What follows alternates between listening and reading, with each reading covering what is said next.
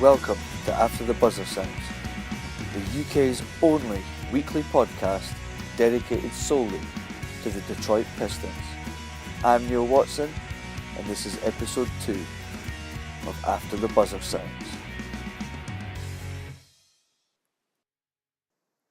Hi there, and welcome to episode 2 of After the Buzzer Sounds. It's been quite a good week in terms of moving the things forward with the podcast and increasing the kind of web presence of the After the Buzzer Sounds brand, if you will. I think the biggest thing this week was probably my friend Christopher hitting the like button on the After the Buzzer Sounds Facebook page. I realise that probably doesn't sound like too much of a big deal, but seeing as he is a lifelong Chicago Bulls fan, it was quite a big deal to me, and it was quite special. Unfortunately, I didn't get him to do that without me having to do something in return, and that thing involved me posting something on the Facebook page wall, which eventually would go to the Twitter, and I have to say something on here, and that is, so ready for it? Let's have a drum roll. I don't think that's much of a drum roll, but okay, I guarantee the Detroit Pistons will qualify for the playoffs next season. There you go, Chris, I've said it. I'm pretty sure you want that to come back and bite me in the rear at the end of the season. But I really do feel that we have a great opportunity to qualify for the playoffs this year if we keep everyone fit, injury free. Then, I think last year if we'd had everyone fit, we're probably good for another maybe 20. I'm maybe pushing the boy at 25 games, which would have been taking us, well over the sort of 50% mark, which would have seen us get to the playoffs. We would have taken Toronto and the Bulls last year. You don't agree with me? Send an email and I'll read it out on in the next podcast.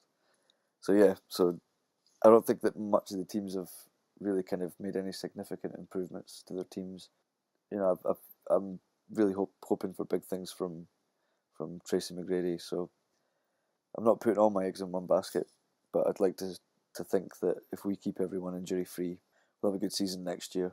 The rookies will come back, improve as second year guys, and we've got our new rookies. So I'm excited about next season. There's only, I think, 3 weeks to go, just over. So I'm looking forward to it. So I was looking around the news, and one of the first things that I came to was in the Free Press, taken from freep.com, and this is an article that's titled "Local Leaders Discuss the Pros and Cons of Purchasing the Pistons." So this is an article written by a woman called Carol Kane, and I quite liked the article. It was it was quite to the point and just basically reporting news, which if you're used to reading blogs and people's opinions, it's quite a refreshing change every now and again, which I'll touch on later. The article starts off by talking about Peter Karmanos, I'm not sure how you pronounce his name. I'm not a huge hockey fan, so I wouldn't be able to comment on what his name is. Anyway, his answer was a resounding no, and his reason for it was that there are 30 teams in the NBA, and 22 of them last year had lost a combined total of about $600 million, which is quite a lot of money. They also asked Denise Illich about the purchase of the Pistons. Her family have had a bid in for the Pistons for the last few weeks. So, and then she was asked about they already own the Tigers and the Red Wings in Detroit, and she was asked about the financial implications, to which her response was that they'd be able to do it, and they've shown how to have a winning team and how to run an organisation properly. So I think one of their moves would be to take the Pistons back to Detroit. The more I'm reading through this article, I think that the headline's a tad misleading. It's not really. There's not many pros and cons in there. I suppose the con is that there's teams losing money. The pros would be taking the team back to Detroit, if that's what you're looking for.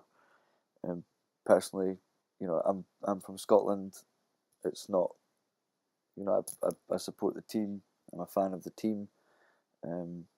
It's not like I'm having to travel to go and see them.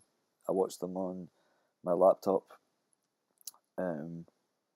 So, but if the fans are in Detroit and they want the team back, then that's great. I think one of the cons with that is that, any setup that there is out in Auburn Hills, they're probably going to lose money in terms of, fans coming down there. So yeah, not too many pros and cons really. One guy saying he would have no interest in buying the Pistons. We have a family who are willing to take them probably back to Detroit. That'll be something that I'll keep an eye on, and obviously it's a huge topic, so it'll obviously come up in the podcast quite regularly. So yeah, moving on. The next one that I came across was something that's been kind of annoying me for probably the last 2 years, and it's Ben Gordon. It annoyed me when he was playing in Chicago, and it still annoys me today. It's about Ben Gordon playing for Team GB, the international team of Great Britain. It's been talked about for a very long time. Is he going to come? Yeah, he is. Oh, he's injured. Is he going to come? No, I'm signing for a new team. Obviously it was Detroit, so we can kind of let him away with that. But apparently he was over in Liverpool to watch the guys play in the Eurobasket qualifiers. So at least he's here. The article that I read first was from The Telegraph, which is a newspaper over here, and it's kind of sprinkled with some sort of romantic, looking back to his childhood and really kind of talking up the British thing of eating fish and chips out of newspapers and all that kind of stuff. So he seems that he's really keen to come and play, and looking forward to playing next summer. If I'm honest, summer 2011 will come when it comes.